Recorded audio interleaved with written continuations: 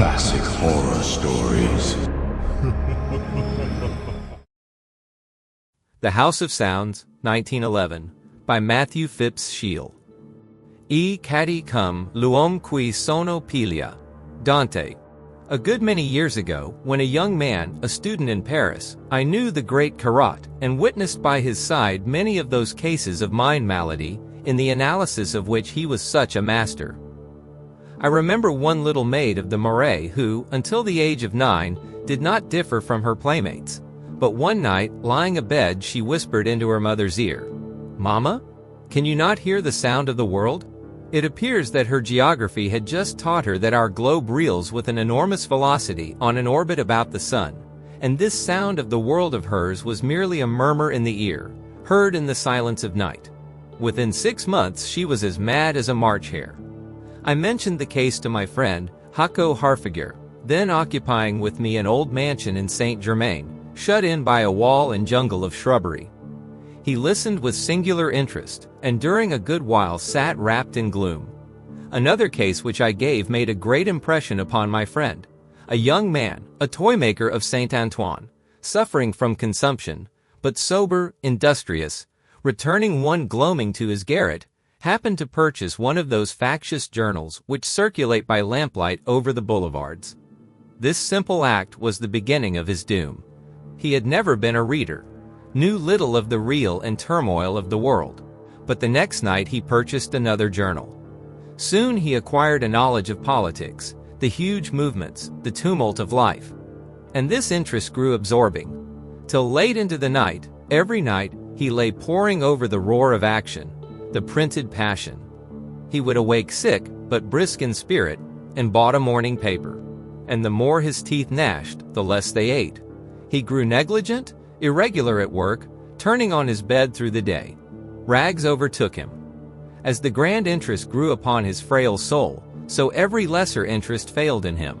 There came a day when he no more cared for his own life, and another day when he tore the hairs from his head. As to this man, the great Corot said to me, "Really, one does not know whether to chuckle or to weep over such a business. Observe, for one thing, how diversely men are made.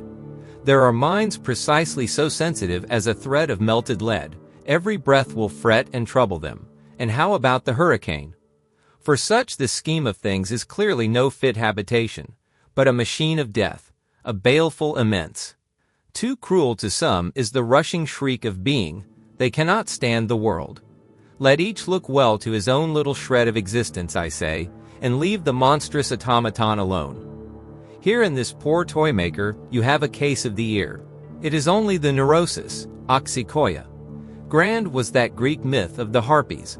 By them was this creature snatched away, or say, caught by a limb in the wheels of the universe, and so perished. It is quite a ravishing exit, translation in a chariot of flame. Only remember that the member first seized was the pinna he bent ear to the howl of the world, and ended by himself howling. Between chaos and our shoes swings, I assure you, the thinnest film. I knew a man who had this oral peculiarity, that every sound brought him some knowledge of the matter causing the sound. A rod, for instance, of mixed copper and tin striking upon a rod of mixed iron and lead, conveyed to him not merely the proportion of each metal in each rod, but some knowledge of the essential meaning and spirit, as it were, of copper, of tin, of iron, and of lead. Him also did the harpies snatch aloft. I have mentioned that I related some of these cases to my friend Harfiger, and I was astonished at the obvious pains which he gave himself to hide his interest, his gaping nostrils. From first days when we happened to attend the same seminary in Stockholm, an intimacy had sprung up between us. But it was not an intimacy accompanied by the ordinary signs of friendship. Harfiger was the shyest, most isolated of beings. Though our joint housekeeping, brought about by a chance meeting at a midnight séance, had now lasted some months, I knew nothing of his plans. Through the day we read together, he rapped back into the past, I engrossed with the present. Late at night we reclined on sofas within the vast cave of a hearth-place, Louis XI, and smoked over the dying fire in silence. Occasionally a soirée or lecture might draw me from the house. Except once, I never understood that Harfiger left it. On that occasion I was hurrying through the Rue Saint-Honoré, where a rush of traffic rattles over the old pavers retained there, when I came upon him. In this tumult he stood in a listening attitude, and for a moment did not know me. Even as a boy I had seen in my friend the genuine patrician, not that his personality gave any impression of loftiness or opulence, on the contrary. He did, however, suggest an incalculable ancientness, and I have known no nobleman who so bore in his expression the assurance of the essential prince, whose pale blossom is of yesterday, and will perish tomorrow, but whose root shoots through the ages. This much I knew of Harfager, also that on one or other of his islands north of Zetland lived his mother and an aunt, that he was somewhat deaf, but liable to 1,000 torments or delights at certain sounds, the whine of a door, the note of a bird. He was somewhat under the middle height, and inclined to portliness. His nose rose highly aquiline from that sort of brow called the musical, that is, with temples which incline outward to the cheekbones, making breadth for the base of the brain, while the direction of the heavy-lidded eyes and of the eyebrows was a downward droop from the nose of their outer ends. He wore a thin chin-beard, but the feature of his face were the ears, which were nearly circular, very small and flat, without that outer curve called the helix. I came to understand that this had long been a trait of his race. Over the whole wan face of my friend was engraved an air of woeful inability, utter gravity of sorrow. One said Sardanapalus, frail last of the race of Nimrod. After a year I found it necessary to mention to Harfager my intention of leaving Paris, as we reclined one night in our nooks within the fireplace. He replied to my tidings with a polite, "Indeed," and continued to gloat over the great, but after an hour turned to me and observed, "Well, it seems to be a hard world." Truisms uttered in just such a tone of discovery I occasionally heard from him, but his earnest gaze, his despondency now, astonished me. "Apropos of what?" I asked. "My friend, do not leave me." He spread his arms. I learned that he was the object of a devilish malice, that he was the prey of a horrible temptation, that a lure, a becking hand, a lurking lust, which it was the effort of his life to escape, and to which he was especially liable in solitude, perpetually enticed him, and that so it had been almost from the day when, at the age of 5, he had been sent by his father from his desolate home in the ocean. And whose was this malice? He told me his mother's and aunt's. And what was this temptation? He said it was the temptation to go back, to hurry with the very frenzy of hunger, back to that home. I demanded with what motives and in what way the malice of his mother and aunt manifested itself. He answered that there was, he fancied, no definite motive, but only a fated malevolence, and that the respect in which it manifested itself was the prayers and commands with which they plagued him to go again to the hold of his ancestors. All this I could not understand, and said so. In what consisted this magnetism and this peril of his home? To this Harfager did not reply, but rising from his seat, disappeared behind the hearth curtains and left the apartment. When he returned, it was with a quarto tome bound in hide, which proved to be Hugh Gascoigne's Chronicle of Norse Families in English black letter. The passage to which he pointed I read as follows. Now of these two brothers, the older Harold, being of seemly personage and prowess, did go a pilgrimage into Denmark, wherefrom he repaired again home to Haltland Zetland, and with him fetched the amiable Thronda for his wife, who was a daughter of the sank blood royal of Denmark. And his younger brother Svein, that was sad and debonair, but far surpassed the other in cunning, received him with all good cheer. But eftsoons, soon after, fell Svein sick for all his love that he had of Thronda, his brother's wife. And while the worthy Harold ministered about the bed where Svein lay sick, lo, Svein fastened on him a violent stroke with a sword, and with no longer tarrying, enclosed his hands in bonds, and cast him in the bottom of a deep hold. And because Harold would not deprive himself of the governance of Thronda his wife, Svein cut off both his ears, and put out one of his eyes, and after divers such torments, was ready to slay him. But on a day the valiant Harold, breaking his bonds and embracing his adversary, did by the sleight of wrestling overthrow him, and escaped. Notwithstanding he faltered when he came to the Somberg head, not far from the castle, and albeit that he was swift-foot, could no farther run, by reason that he was faint with the long plagues of his brother. And whilst he there lay in a swoon, did swine come upon him, and when he had stricken him with a dart, cast him from Somberg Head into the sea. Not long hereafterward did the Lady Thronda, though she knew not the manner of her lord's death, nor verily if he was dead or alive, receive swine into favor, and with great gaudying and blowing of bemis trumpets did become his wife. And right soon they two went thence to sojourn in far parts. Now it befell that swine was minded by a dream to have built a great mansion in Shotland, for the homecoming of the Lady Thronda, wherefore he called to him a cunning master workman, and sent him to England to gather men for the building of this lusty house, while he himself remained with his lady at Rome. Then came this architect to London, but passing thence to Chotland was drowned, he and his fears, mates, all and some. And after 2 years, which was the time assigned, Swine Harfager sent a letter to Jotland to understand how his great house did, for he knew not of the drowning of the architect. And soon after he received answer that the house did well, and was building on the Isle of Reba. But that was not the isle where Swine had appointed the building to be, and he was afeard, and near fell down dead for dread, because in the letter he saw before him the manner of writing of his brother Harold. And he said in this form, Surely Harold is alive, else be this letter writ with ghostly hand. And he was woe many days, seeing that this was a deadly stroke. Thereafter he took himself back to Jotland to know how the matter was, and there the old castle on Somberg Head was brake down to the earth. Then Svein was woed wroth and cried, Jesu mercy, where is all the great house of my fathers gone? Alas, this wicked day of destiny. And one of the people told him that a host of workmen from far parts had brake it down. And he said, Who hath bid them? But that could none answer. Then he said again, Is not my brother Harold alive? For I have behold his writing, and that too could none answer. So he went to Reba, and saw there a great house stand, and when he looked on it, he said, This sooth was we built by my brother Harold, be he dead or be he on live. And there he dwelt, and his lady and his sons' sons until now. For that the house is ruthless and without pity.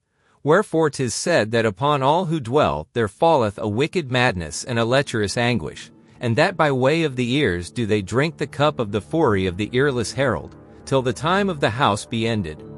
After I had read the narrative half aloud, I smiled, saying, This, Harfager, is very tolerable romance on the part of the good Gascoigne, but has the look of indifferent history. It is, nevertheless, history, he replied. You believe that?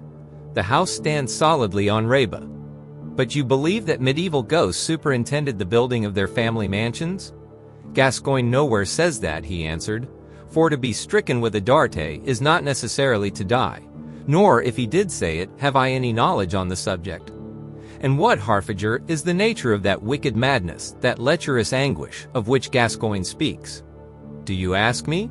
He spread his arms. What do I know? I know nothing.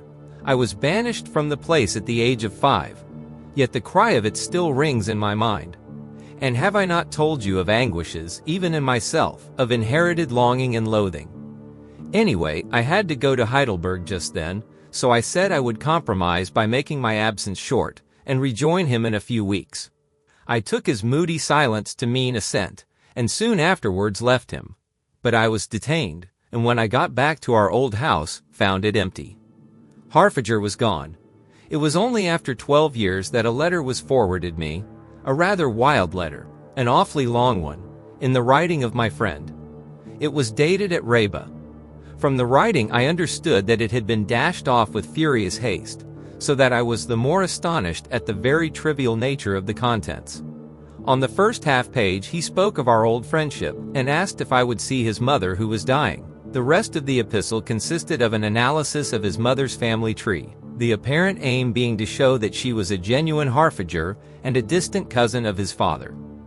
He then went on to comment on the great prolificness of his race, stating that since the 14th century, over 4 millions of its members had lived, 3 only of them, he believed, being now left. This settled, the letter ended. Influenced by this, I traveled northward, reached Caithness, passed the stormy Orkneys, reached Lerwick, and from Unstay, the most bleak and northerly of the Zetlands, contrived by dint of bribes, to pit the weather-worthiness of a lug-sailed sixhorn, identical with the langships of the Vikings, against a flowing sea and an ugly sky. The trip, I was told, was at such a season of some risk. It was the somber December of those seas, and the weather, they said, although never cold, is seldom other than tempestuous. A mist now lay over the billows, enclosing our boat in a dome of doleful gloaming, and there was a ghostly something in the look of the silent sea and brooding sky which produced upon my nerves the mood of a journey out of nature, a cruise beyond the world. Occasionally, however, we ran past one of those skerries, or sea stacks, whose craggy seawalls, disintegrated by the struggles of the Gulf Stream with the North Sea, had a look of awful ruin and havoc. But I only noticed 3 of these, for before the dun day had well run half its course, sudden darkness was upon us, and with it one of those storms of which the winter of this semi-Arctic sea is one succession. During the haggard glimpses of the following day, the rain did not stop, but before darkness had quite fallen, my skipper, who talked continuously to a mate of seal maidens and water horses and gruelies, paused to point me out a mound of gloomier gray on the weather bow, which, he said, should be Reba. Raba, he said, was the center of quite a nest of those rosts, eddies, and cross-currents which the tidal wave hurls with complicated swirlings among all the islands. But at Reba they ran with more than usual angriness, owing to the row of sea crags which garrisoned the land around. Approach was therefore at all times difficult, and at night foolhardy. With a running sea, however, we came sufficiently close to see the mane of foam which railed round the coast wall. Its shock, according to the captain, had often more than all the efficiency of artillery, tossing tons of rock to heights of 600 feet upon the island. When the sun next pried above the horizon, we had closely approached the coast, and it was then that for the first time the impression of some spinning motion of the island, due probably to the swirling movements of the water, was produced upon me. We effected a landing at a voe, or sea arm, on the west coast. The east, though the point of my aim, was out of the question on account of the swell. Here I found in 2 skios, or sheds, thatched with feel, 5 or 6 seamen, who gained a livelihood by trading for the groceries of the great house on the east, and, taking one of them for a guide, I began the climb of the island. Now, during the night in the boat, I had been aware of a booming in the ears for which even the roar of the sea round the coast seemed insufficient to account, and this now, as we went on, became immensely augmented, and with it once more, that conviction within me of spinning motions. Reba I found to be a land of precipices of granite and flaggy gneiss. At about the center, however, we came upon a tableland, sloping from west to east, and covered by a lot of locks, which sullenly flowed into one another. I could see no shore eastward to this chain of waters, and by dint of shouting to my leader, and bending ear to his shoutings, I came to know that there was no such shore. I say shout, for nothing less could have sounded through the steady bellowing as of 10,000 bisons that now resounded on every side. A certain trembling, too, of the earth became distinct. In vain, meantime, did the eye in its dreary survey seek a tree or shrub, for no kind of vegetation, save peat, could brave for a day the perennial tempest of this benighted island. Darkness, half an hour after noon, commenced to fall upon us, and it was soon afterwards that my guide, pointing down a defile near the east coast, hurriedly started back upon the way he had come. I bawled a question after him as he went, but at this point the voice of mortals had ceased to be in the least audible.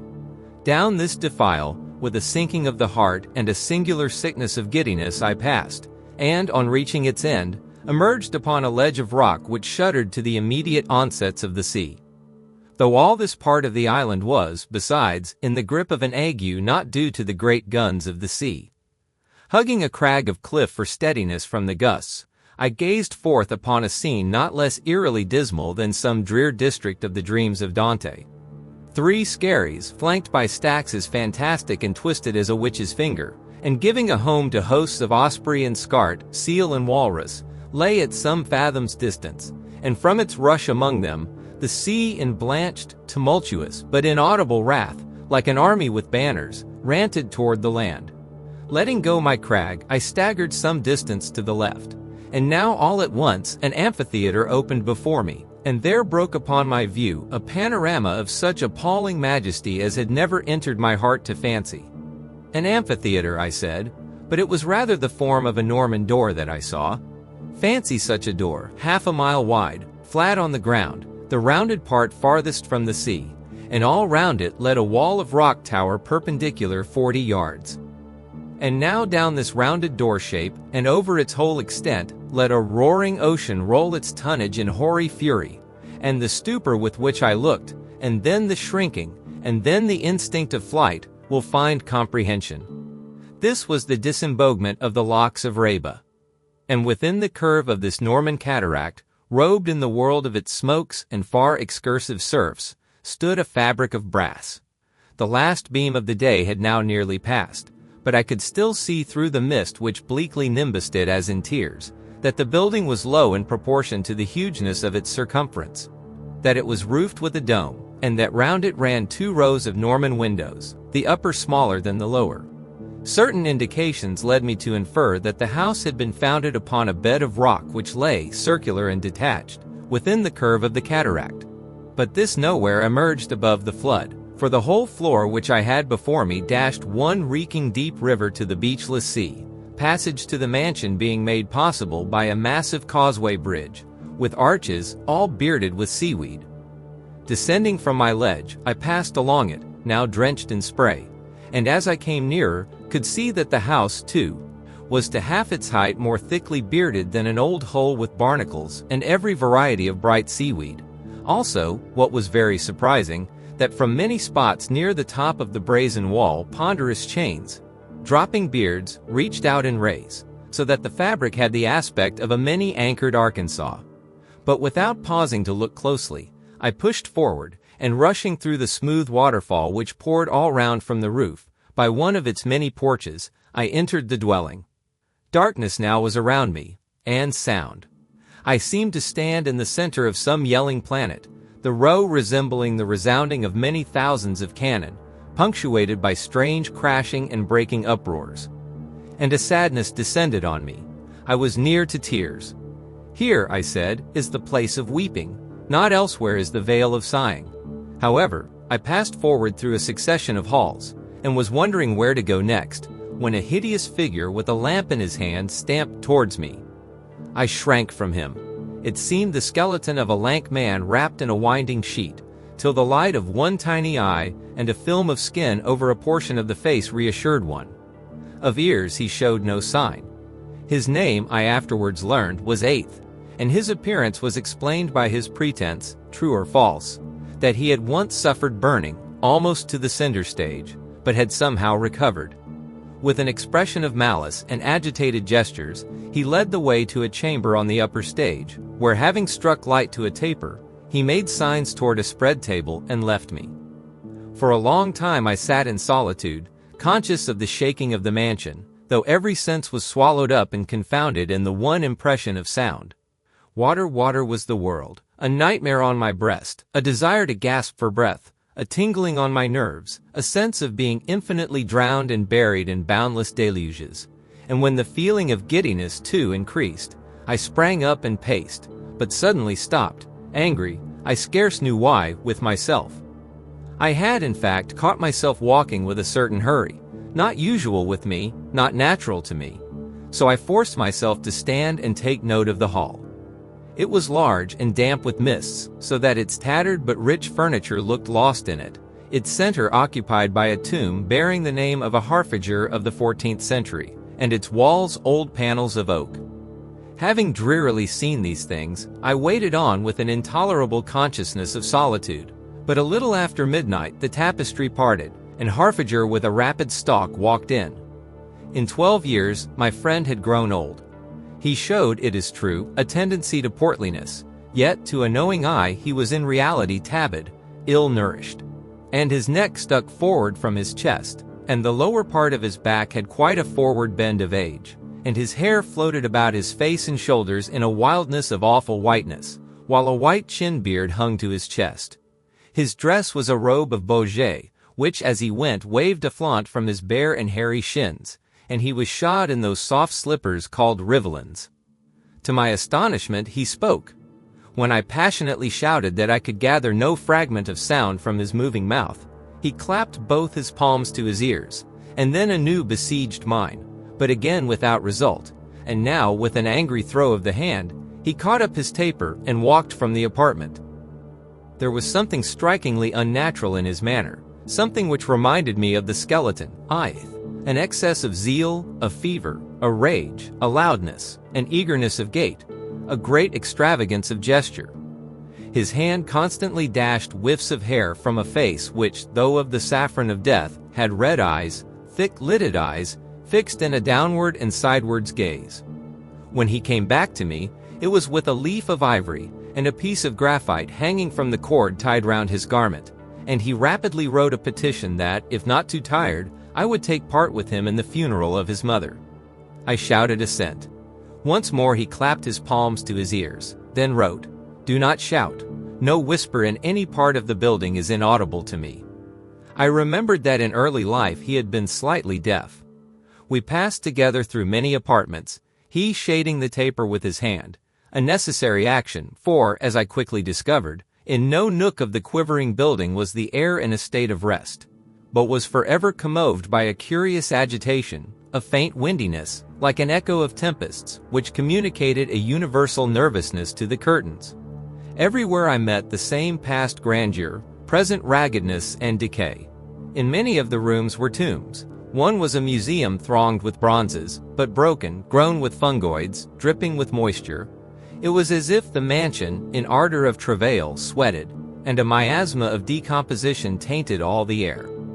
I followed Harfager through the maze of his way with some difficulty, for he went headlong, only once stopping, when with a face ungainly wild over the glare of the light, he tossed up his fingers and gave out a single word. From the form of his lips I guessed the word, "Hark." Presently we entered a very long chamber, in which, on chairs beside a bed, lay a coffin flanked by a file of candles. The coffin was very deep, and had this singularity, that the footpiece was absent, so that the soles of the corpse could be seen as we approached. I saw three upright rods secured to a side of the coffin, each rod fitted at its top with a little silver bell of the sort called Morris, pendant from a flexible spring. And at the head of the bed, Eighth, with an air of irascibility, was stamping to and fro within a narrow area.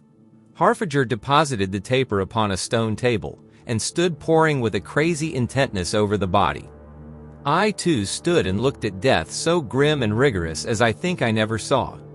The coffin looked angrily full of tangled gray locks, the lady being of great age, bony and hook-nosed, and her face shook with solemn constancy to the quivering of the building. I noticed that over the body had been fixed 3 bridges, like the bridge of a violin, their sides fitting into grooves in the coffin's sides, and their tops of a shape to fit the slope of the 2 coffin lids when closed. One of these bridges passed over the knees of the dead lady, another bridged her stomach, the third her neck. In each of them was a hole, and across each of the 3 holes passed a string from the Morris bell above it, the 3 holes being thus divided by the 3 tight strings into 6 semicircles. Before I could guess the significance of all this, Harfager closed the folding coffin lids, which had little holes for the passage of the 3 strings. He then turned the key in the lock, and uttered a word which I took to be, "Come." Eighth now took hold of the handle at the coffin's head, and out of the dark parts of the hall a lady in black walked forward. She was tall, pallid, of imposing aspect, and from the curvature of her nose and her circular ears, I guessed her the Lady Swertha, aunt of Harfager. Her eyes were quite red, if with crying I could not tell. Harfager and I taking each a handle near the coffin foot, and the lady bearing before us one of the black candlesticks, the obsequies began. When I got to the doorway, I noticed in a corner there 2 more coffins, engraved with the names Harfager and his aunt. Thence we wound our way down a wide stairway winding to a lower floor, and descending thence still lower by narrow brass steps, came to a portal of metal, where the lady, depositing the candlestick, left us. The chamber of death into which we now bore the body had for its outer wall the brazen outer wall of the whole house, at a spot where this closely approached the cataract, and was no doubt profoundly drowned in the world of surge without, so that the earthquake there was urgent. On every side the place was piled with coffins, ranged high and wide upon shelves, and the huge rush and scampering which ensued on our entrance proved it the paradise of troops of rats.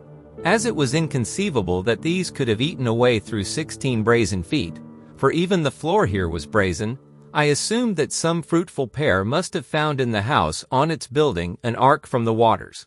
Even this guess, though, seemed wild, and Harfager afterwards confided to me his suspicion that they had for some reason been placed there by the original builder. We deposited our load upon a stone bench in the center, whereupon Aeth made haste to be away.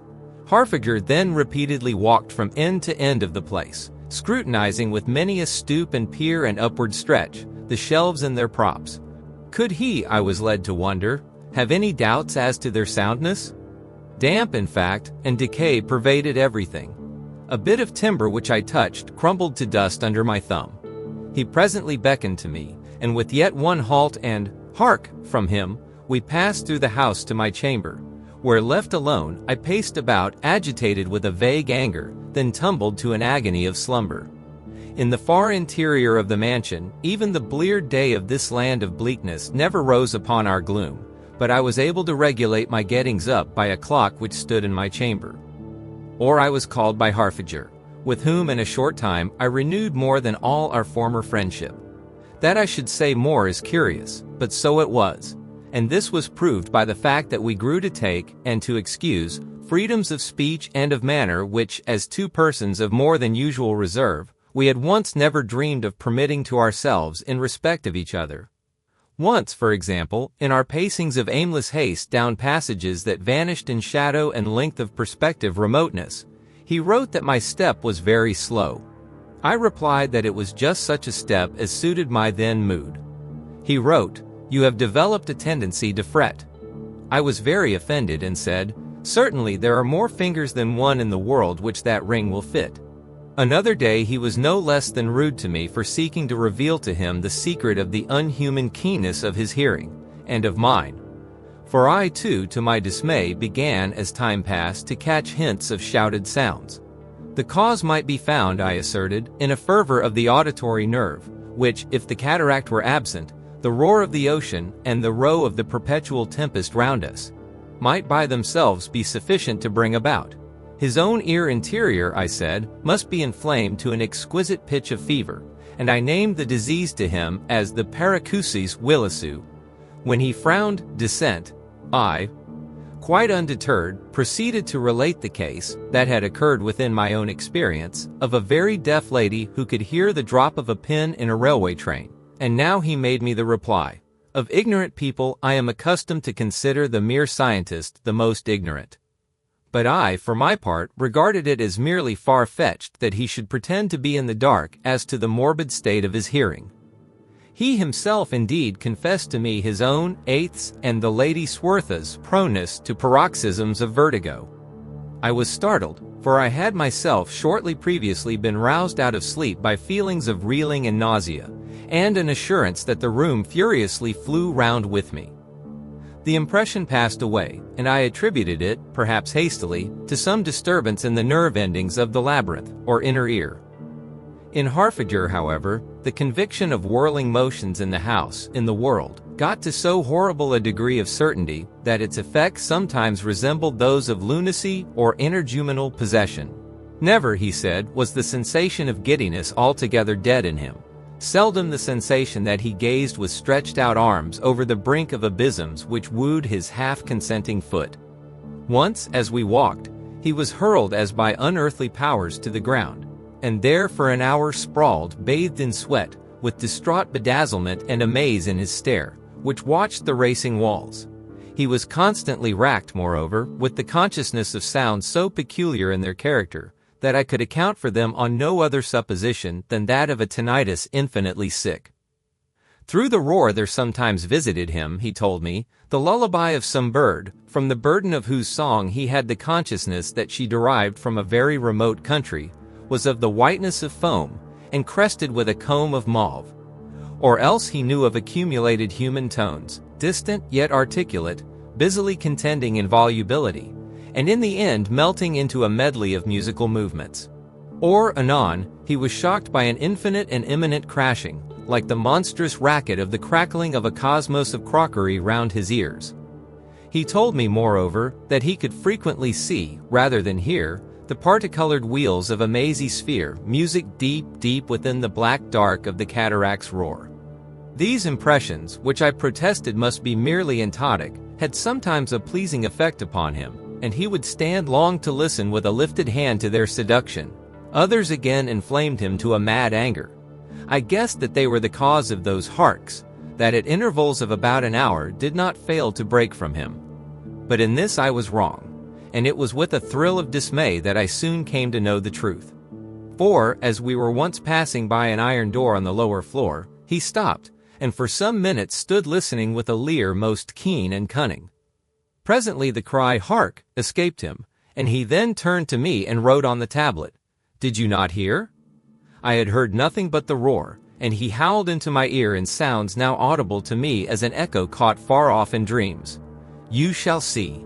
He took up the candlestick, produced from the pocket of his robe a key, unlocked the iron door, and we passed into a room very loftily domed in proportion to its area, and empty, save that a pair of steps lay against its wall, and that in the center of its marble floor was a pool, like a Roman impluvium, only round like the room, a pool evidently profound in depth, full of a thick and inky fluid. I was very perturbed by its present aspect, for as the candle burned upon its surface, I observed that this had been quite recently disturbed, in a style for which the shivering of the house could not account, since ripples of slime were now rounding out from its middle to its brink. When I glanced at Harfager for explanation, he gave me a signal to wait, and now for about an hour, with his hands behind his back, paced the chamber, but then paused, and we two stood together by the pool's margin, gazing into the water. Suddenly his clutch tightened on my arm, and I saw, with a touch of horror, a tiny ball, probably of lead, but daubed blood-red by some chemical, fall from the roof and sink into the middle of the pool. It hissed on contact with the water a whiff of mist. "In the name of all that is sinister," I whispered, "what thing is this?" Again he made me a busy and confident signal to wait, moved the ladder steps toward the pool, handed me the taper. When I had mounted, holding high the light, I saw hanging out of the fogs in the dome a globe of old copper, lengthened into balloon shape by a neck, at the end of which I could spy a tiny hole. Painted over the globe was barely visible in red print letters, "Harfager House, 1389 to 188. I was down quicker than I went up. "But the meaning?" I panted. "Did you see the writing?" "Yes, the meaning?" He wrote, "By comparing Gascoigne with Thrunster, I find that the house was built about 1389. "But the last figures?" "After the last 8, he replied, "there is another figure not quite obliterated by a tarnish spot." "What figure?" I asked. "It cannot be read, but may be surmised. As the year 1888 is now all but past, it can only be the figure 9. "Oh, you are depraved in mind," I cried, very irritated. "You assume, you state, in a manner which no mind trained to base its conclusions on facts can bear with patience. And you are irrational," he wrote. "You know, I suppose, the formula of Archimedes, by which, the diameter of a globe being known, its volume also is known. Now, the diameter of that globe in the dome I know to be 4.5 feet, and the diameter of the leaden balls about the third of an inch. Supposing, then, that 1389 was the year in which the globe was full of balls, you may readily calculate that not many fellows of the 4 million and odd which have since dropped at the rate of 1 an hour are now left within. The fall of the balls cannot persist another year. The figure 9 is therefore forced upon us." "But you assume, Harfager," I cried. "Oh, believe me, my friend, this is the very wantonness of wickedness. By what algebra of despair do you know that each ball represents one of the scions of your house, or that the last date was intended to correspond with the stoppage of the horologe? And even if so, what is the significance of it? It can have no significance." "Do you want to madden me?" he shouted. Then furiously writing, "I swear that I know nothing of its significance. But it is not evident to you that the thing is a big hourglass, intended to count the hours, not of a day, but of a cycle, and of a cycle of 500 years? But the whole contrivance, I passionately cried, is a baleful phantasm of our brains. How is the fall of the balls regulated? Ah, my friend, you wander. Your mind is debauched in this brawl of waters. I have not ascertained, he replied, by what internal works, or clammy medium, or spiral coil, dependent probably for its action upon the liberation of the mansion, the balls are retarded in their fall. That was a matter well within the skill of the medieval mechanic, the inventor of the clock. But this at least is clear, that one element of their retardation is the smallness of the aperture through which they have to pass, that this element, by known laws of statics, will cease to operate when no more than 3 balls remain, and that consequently, the last 3 will fall at almost the same instant. In heaven's name, I exclaimed, careless now what folly I poured out, but your mother is dead, Harfager. Do you deny that there remain but you and the Lady Swartha? A glance of disdain was all the answer he then gave me as to this. But he confessed to me a day later that the leaden drops were a constant sorrow to his ears, that from hour to hour his life was a keen waiting for their fall, that even from his brief sleeps, he infallibly started awake at each descent, that in whatever region of the mansion he chanced to be, they found him out with a crashing loudness, and that each crash tweaked him with a twinge of anguish within the ear. I was therefore shocked at his declaration that these droppings had now become as the life of life to him, had acquired an entwining so close with the tone of his mind, that their ceasing might even mean for him the reeling of reason, at which confession he sobbed, with his face buried, as he leant upon a column. When this paroxysm was past, I asked him if it was out of the question that he should once for all cast off the fascination of the horologe, and escape with me from the place. He wrote in mysterious reply, "A threefold cord is not easily broken." I started, asking, "How threefold?" He wrote with a bitter smile, "To be in love with pain, to pine after aching, is not that a wicked madness?" I stood astonished that he had unconsciously quoted Gascoigne. A wicked madness, a lecherous anguish. "You have seen my aunt's face," he proceeded. "Your eyes were dim if you did not see in it an impious calm, the glee of a blasphemous patience, a grin behind her daring smile." He then spoke of a prospect at the terror of which his whole soul trembled, yet which sometimes laughed in his heart in the form of a hope. It was the prospect of any considerable increase in the volume of sound about his ears. At that, he said, the brain must totter. On the night of my arrival, the noise of my boots, and since then, my voice occasionally raised, had produced acute pain in him. To such an ear, I understood him to say, the luxury of torture involved in a large sound increase around, was an allurement from which no human virtue could turn. And when I said that I could not even conceive such an increase, much less the means by which it could be effected, he brought out from the archives of the mansion some annals kept by the heads of his family. From these it appeared that the tempests that ever lacerated the latitude of Reba did not fail to give place, at intervals of some years, to one mammoth madness, one Samson among the merry men, and Sirius among the sons. At such periods the rains descended, and the floods came, even as in the first world deluge, those roasts or eddies which ever encircled Reba, spurning then the bands of lateral space, burst aloft into a whirl of waterspouts, to dance about the little land, upon which, converging, some of them discharged their waters, and the locks which flowed to the cataract thus redoubled their volume, and crashed with redoubled roar. Harfager said it was miraculous that for 18 years no such grand event had transacted itself at Reba. And what, I asked, in addition to the dropping balls, and the prospect of an increase of sound, is the third strand of that threefold cord of which you have spoken? For answer he led me to a circular hall which, he said, he had ascertained to be the center of the circular mansion. It was a very large hall, so large as I think I never saw, so large that the amount of wall lighted at one time by the candle seemed nearly flat, and nearly the whole of its area, from floor to roof, was occupied by a column of brass, the space between the wall and column being only such as to admit of a stretched-out arm. This column, Harfager wrote, goes up to the dome and passes beyond it. It goes down to the lower floor and passes through that. It goes down thence to the brazen flooring of the vaults, and passes through that into the bedrock. Under each floor it spreads out, helping to support the floor. What is the precise quality of the impression which I have made upon your mind by this description? I do not know, I answered, turning from him. Ask me none of your enigmas, Harfager. I feel a giddiness. But answer me, he said. Consider the strangeness of that brazen lowest floor, which I have discovered to be some 6 feet thick, and whose undersurface, I have reason to think, is somewhat above the bedrock. Remember that the fabric is at no point fastened to the column. Think of the chains which ray out from the outer wall, apparently anchoring the house to the ground.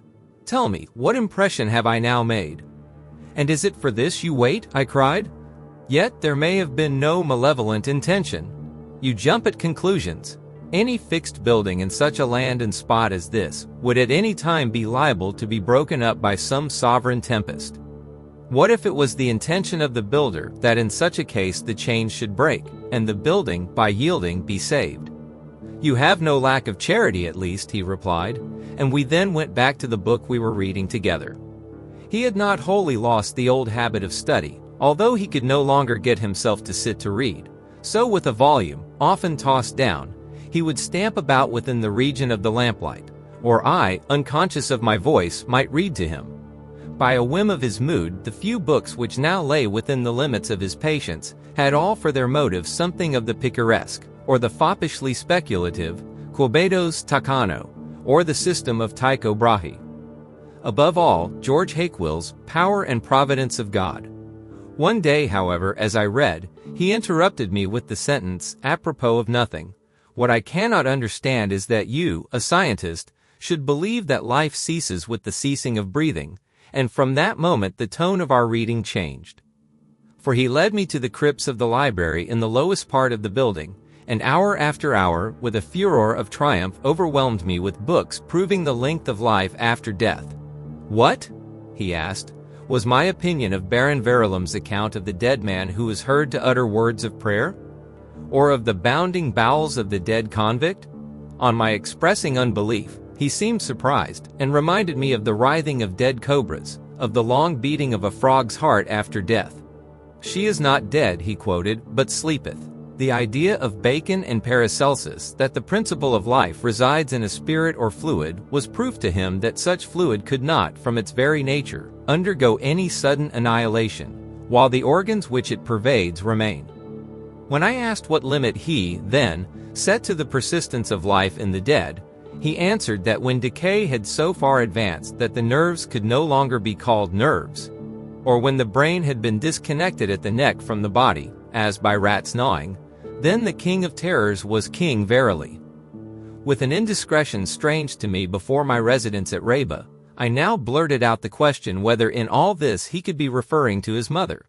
For a while he stood thoughtful, then wrote, Even if I had not had reason to believe that my own and Swertha's life in some way hung upon the final cessations of hers, I should still have taken precautions to ascertain the march of the destroyer on her frame. As it is, I shall not lack even the exactest information.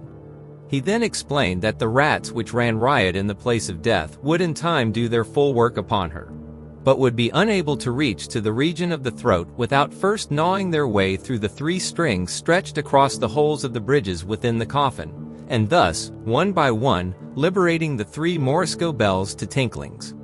The winter solstice had gone, another year began.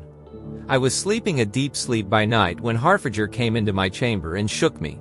His face was ghastly in the taper's glare. A change within a short time had taken place upon him. He was hardly the same. He was like some poor wight into whose surprised eyes in the night have pried the eyes of affright. He said that he was aware of strainings and creakings, which gave him the feeling of being suspended in airy spaces by a thread which must break to his weight, and he begged me, for God's sake, to accompany him to the coffins. We passed together through the house, he craven, haggard, his gait now laggard, into the chamber of the dead, where he stole to and fro examining the shelves.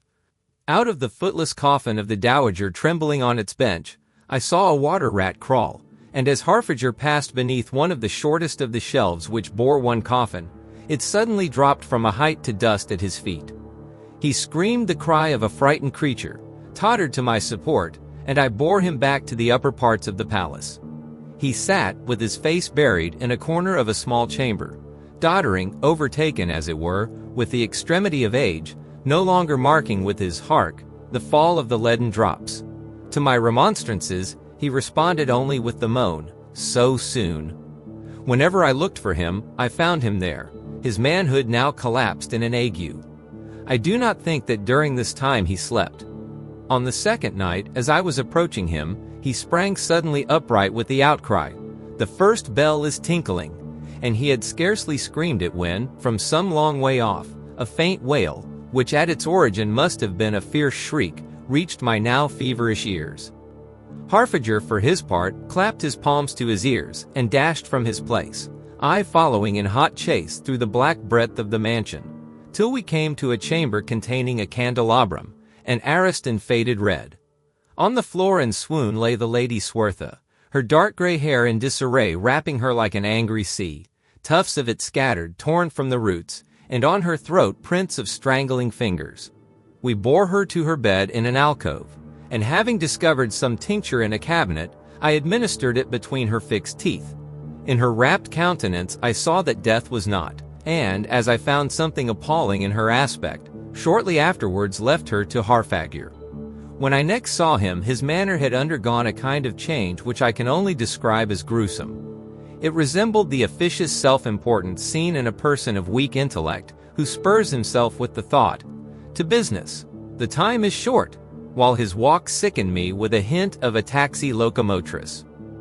When I asked him as to his aunt, as to the meaning of the marks of violence on her body, bending ear to his deep and unctuous tones, I could hear, "An attempt has been made upon her life by the skeleton, 8th.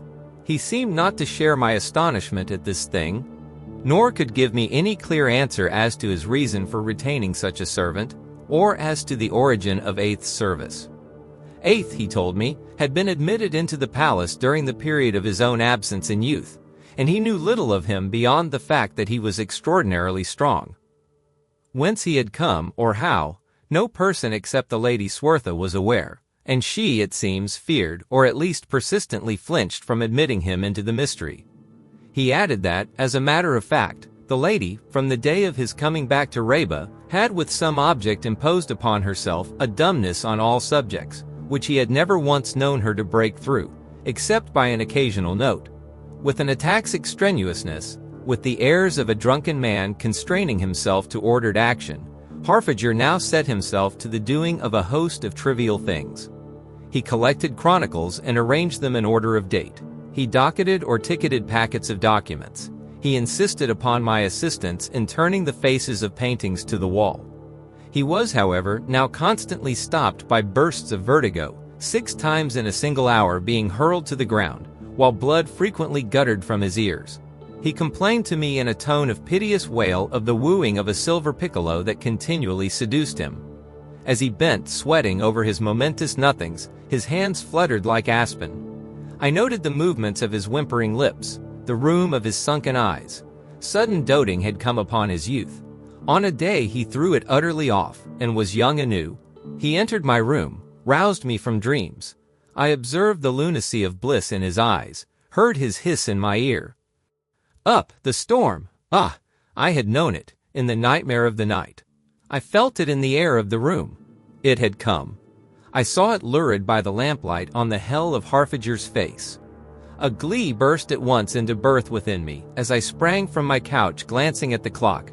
It was 8 in the morning. Harfager, with the naked stalk of some maniac prophet, had already taken himself away, and I started out after him. A deepening was clearly felt in the quivering of the edifice. Anon for a second it stopped still, as if breathlessly to listen. Its air was troubled with a vague gustiness. Occasionally there came to me, as it were, the noising of some far-off lamentation and voice in Rama, but whether this was in my ear or the screaming of the gale I could not tell. Or again I could hear one clear chord of an organ's vaunt. About noon I spied Harfager, lamp in hand, running along a corridor with naked souls. As we met he looked at me, but hardly with recognition, and passed by. Stopped, however, and ran back to howl into my ear the question, "Would you see?" He then beckoned before me, and I followed to a very small opening in the outer wall, closed with a slab of brass. As he lifted the latch, the slab dashed inward with instant impetuosity and tossed him a long way, while the breath of the tempest, braying through the brazen tube with a brutal bravura, caught and pinned me upon a corner of a wall, and all down the corridor a long crashing racket of crowds of pictures and couches followed. I nevertheless managed to push my way on the belly to the opening. Hence the sea should have been visible, but my senses were met by nothing but a vision of tumbled tenebrousness and a general impression of the letter O. The sun of Reba had gone out. In a moment of opportunity, our two forces got the shutter shut again. "Come," he had obtained a fresh glimmer, and beckoned before me. "Let's go see how the dead fare in the great desolation." And we ran, but had hardly got to the middle of the stairway, when I was thrilled by the consciousness of some great shock, the base of a dull thud, which nothing save the thumping to the floor of the whole lump of the coffins could have caused. I looked for Harfager, and for a moment only saw his heels skedaddling, panic-hounded, his ears stopped, his mouth round. Then, indeed, fear reached me, a tremor in the audacity of my heart, a thought that now at any rate I must desert him in his extremity, and work out my own salvation. Yet it was with hesitancy that I turned to search for him for the last farewell, a hesitancy which I felt to be not unselfish, but selfish and unhealthy. I rambled through the night, seeking light, and having happened upon a lamp, proceeded to seek for Harfager. Several hours went by in this way, during which I could not doubt from the state of the air in the house that the violence about me was being wildly heightened. Sounds as of screams, unreal, like the shriekings of demons, now reached my ears. As the time of night came on, I began to detect in the greatly augmented baritone of the cataract a fresh character, a shrillness, the whistle of a rapture, a malice, the menace of a rabies blind and deaf. It must have been at about the hour of 6 that I found Harfager. He sat in an obscure room with his brow bowed down, his hands on his knees, his face covered with hair and with blood from the ears. The right sleeve of his robe had been rent away in some renewed attempt, I imagined, to manage a window, and the rather crushed arm hung lank from the shoulder. For some time I stood and eyed him, mouthing his mumblings, but now that I had found him uttered nothing as to my departure. Presently he looked sharply up with the call, "Hark!" then with impatience, "Hark! Hark!" then with a shout, "The second bell!" And again, in immediate sequence upon his shout, there sounded a wail, vague yet real, through the house. Harfager at the instant dropped reeling with giddiness, but I, snatching up a lamp, dashed out, shivering but eager. For some while the wild wailing went on, either actually or by reflex action of my ear, and as I ran for the lady's apartment, I saw opposite to it the open door of an armory, into which I passed, caught up a battle-axe, and was now about to dart in to her aid, when Aeth, with a blazing eye, shied out of her chamber. I cast up my axe, and shouting, dashed forward to down him, but by some chance the lamp fell from me, and before I knew anything more, the axe sprang from my grasp, and I was cast far backward by some most grim vigor. There was, however, enough light shining out of the chamber to show that the skeleton had darted into a door of the armory, so I instantly slammed and locked the door near me by which I had procured the axe, and hurrying to the other secured it too. Aeth was thus a prisoner. I then entered the lady's chamber. She lay over the bed in the alcove, and to my bent ear grossly croaked the ruckle of death. A glance at her mangled throat convincing me that her last moments were come, I settled her on the bed, curtained her within the loosened festoons of the hangings of black, and turned from the cursedness of her aspect. On an escritoire near mine, I noticed a note, intended apparently for Harfager. "I mean to defy and fly, not from fear, but for the delight of the defiance itself. Can you come?" Taking a flame from the candelabrum, I left her to her loneliness and throes of her death. I had passed some way backward when I was startled by a queer sound, a crash, resembling the crash of a tambourine, and as I could hear it pretty clearly and from a distance, this meant some prodigious energy. In 2 minutes it again broke out, and thenceforth at regular intervals, with an effect of pain upon me, and the conviction grew gradually within me that Aeth had unhung 2 of the old brass shields from their pegs, and holding them by their handles and dashing them viciously together, thus expressed the frenzy that had now overtaken him. when I found my way back to Harfager, very anguish was now stamping in him about the chamber. He shook his head like a tormented horse, brushing and barring from his hearing each crash of the brass shields. "Ah, when," he hoarsely groaned into my ear, "will that ruckle cease in her throat? I will myself, I tell you, with my own hand, O God." Since the morning, his auditory fever, as indeed my own also, appeared to have increased in steady proportion with the roaring and screeching chaos round, and the death struggle in the lady's throat bitterly filled for him the intervals of the grisly cymbaling of Ith. He presently sent twinkling fingers into the air, and with his arms cast out, darted into the darkness. And again I sought him, and long again in vain. As the hours passed, and the day deepened toward its baleful midnight, the cry of the now redoubled cataract, mixed with the mass and majesty of the now climatic tempest, took on too intentional a shriek to be longer tolerable to any reason. My own mind escaped my sway and went its way, for here in the hotbed of fever I was fevered. I wandered from chamber to chamber, precipitate, dizzy on the upbuoyance of a joy. As a man upon whom sleep seizes, so I had fallen. Even yet, as I passed near the region of the armory, the rapturous shields of Aeth did not fail to smash faintly upon my ear. Harfager I did not see, for he too was doubtless roaming or hurtling a Ahasuerus round the world of the house. However, at about midnight, observing light shining from a door on the lower stage, I entered and saw him there, the chamber of the dropping horologe. He sat hugging himself on the ladder steps, gazing at the gloomy pool. The final lights of the riot of the day seemed dying in his eyes, and he gave me no glance as I ran in. His hands, his bare arm were all washed with new shed blood, but of this too he looked unconscious. His mouth was hanging open to his pantings. As I eyed him, he suddenly leapt high, smiting his hands with the yell, the last bell tinkling, and ran out raving. He therefore did not see, though he may have understood by hearing, the thing which, with cowering awe, I now saw. For a ball slipped from the heraldage with a hiss and mist of smoke into the pool, and while the clock once ticked another, and while the clock yet ticked, another.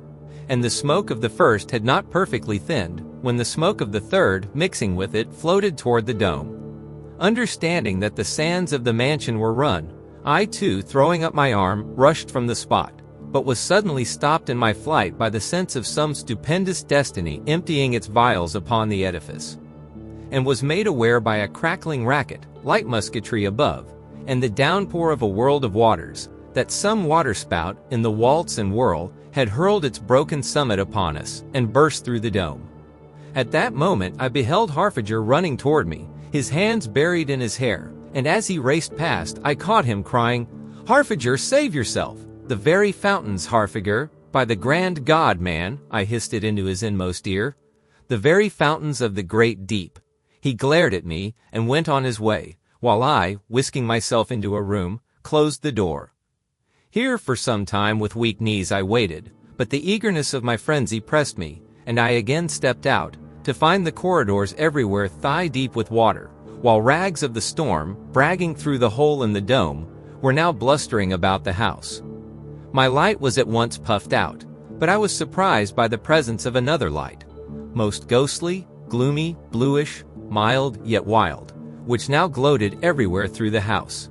I was standing in wonder at this, when a gust of auguster passion galloped up the mansion, and with it I was made aware of the snap of something somewhere.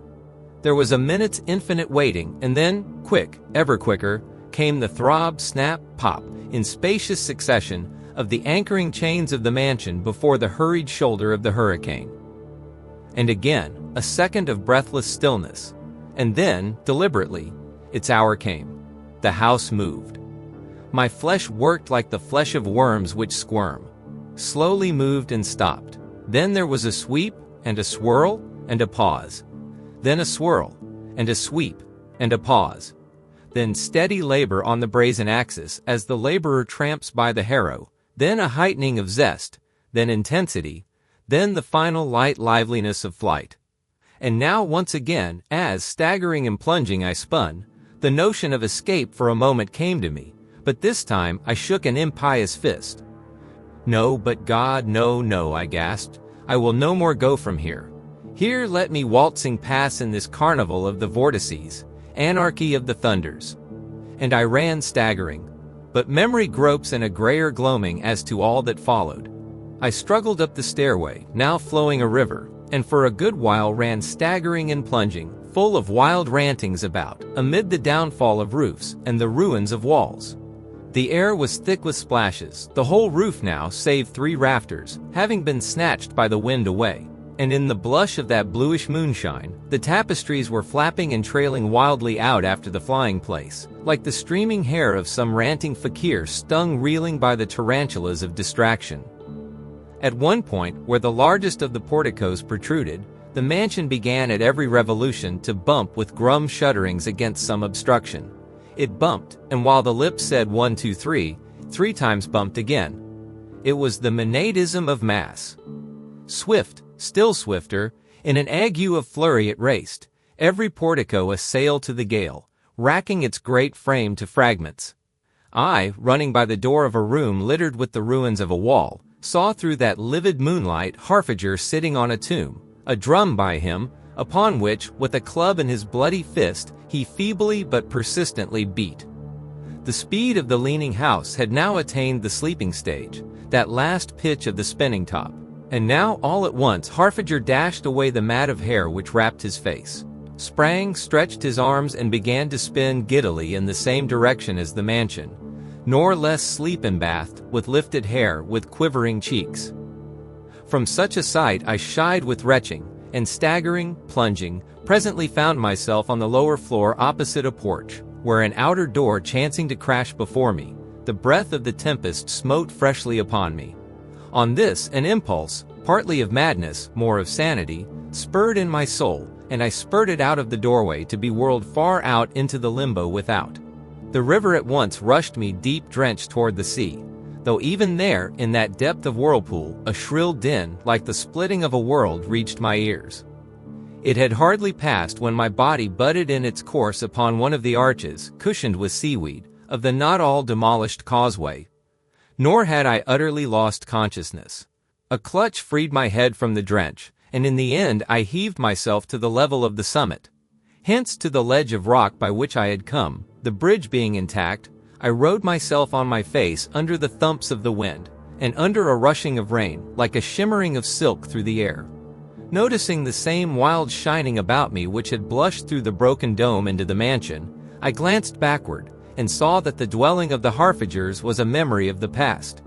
Then upward, and the whole north heaven to the zenith, shone one ocean of variegated glories, the aurora borealis, which was being fairly brushed and flustered by the gale. At the augustness of which sight I was touched to a gush of tears. And with them the dream broke. The infatuation passed.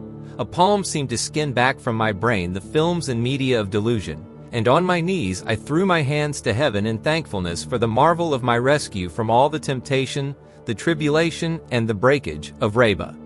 Such cases are known to many medical men. The concussion on the deaf nerve is the cause of the acquired sensitiveness, nor is there any limit to that sensitiveness, when the tumult is immensely augmented.